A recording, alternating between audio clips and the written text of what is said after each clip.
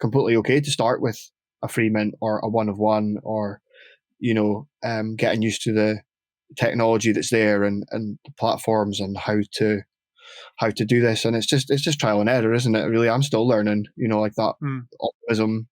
Right, cool. Let's do a top 5. I love a top 5. So we normally do top 5. We normally do 5 things producers need to know, which is on my YouTube channel. But let's do it more. Let's make it special for this one. So let's talk 5 things you need to know as a NFT releaser. Yeah, let's go top 5. So things you may have learned, things you may do differently, things you may, things you've just, maybe you change from if you started again. Yep. So number 1. I think first thing would be download MetaMask. Definitely that's a good starting point. I was quite hesitant at first because I didn't really understand what I was doing. Once you get used to it, it's fine. So I would say download MetaMask as a start and get comfortable with what it does. Number 2, still kind of on MetaMask, is don't click anything you're suspicious of. If there's anything that crops up that says reject it. If it continues to pop up, it's probably a scam. Just close the browser. It's the best thing to do, because some of these things will continually come up and come up and come up until you click approve. Don't. If you're suspicious, just don't click. Exit the whole thing. And don't buy drunk on a Saturday night.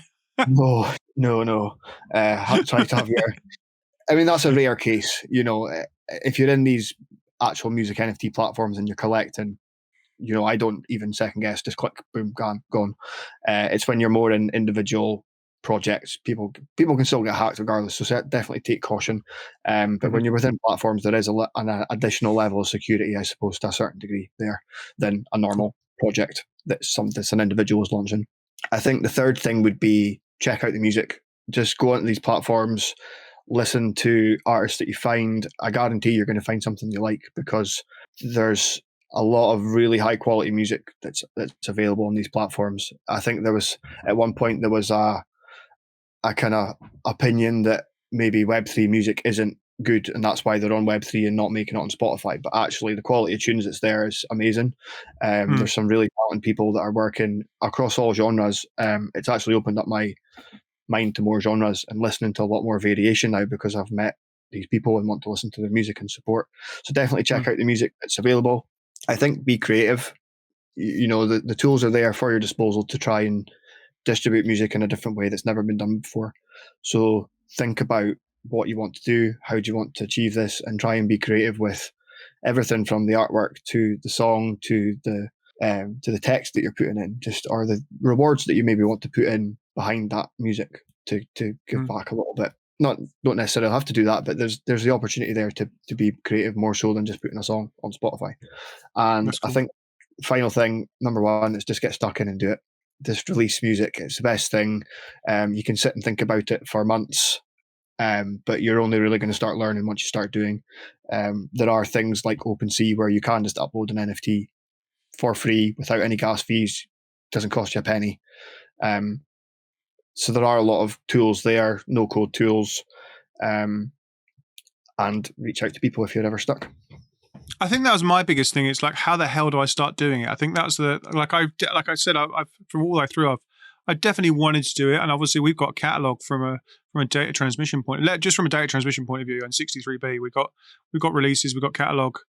Mm-hmm. I think it was more the fact of how the hell do I do it, and if we were doing it within platform, then there literally I could literally start this weekend, which should be great fun. Yeah, great. Yeah. A lot of opportunity there. I think it's one thing that I'm glad I done is started small and started and built up, because it's a different audience that's actually collecting the music, compared to Beatport, for example.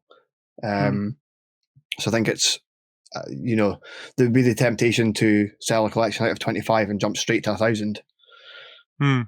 Maybe that might not be the best move unless you're comfortable the audience is there. So I think it's completely okay to start with a free mint or a one of one, or getting used to the technology that's there and the platforms and how to do this. And it's just trial and error, isn't it? Really, I'm still learning. Like that optimism scenario that I went through on the weekend. I sat down on the couch on Sunday. It's like, no, I need to do this. Like, I need to get this up there.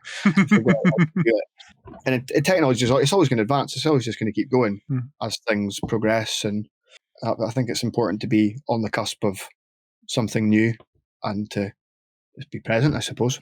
Weren't those 5 things great? Let me know in the comments which is your favourite and your biggest takeaway from this video. Also, don't forget to give this video a like and subscribe to the channel so you get notified every time we drop new videos. YouTube is now going to recommend another video to help your learning further. I hope you enjoy that one.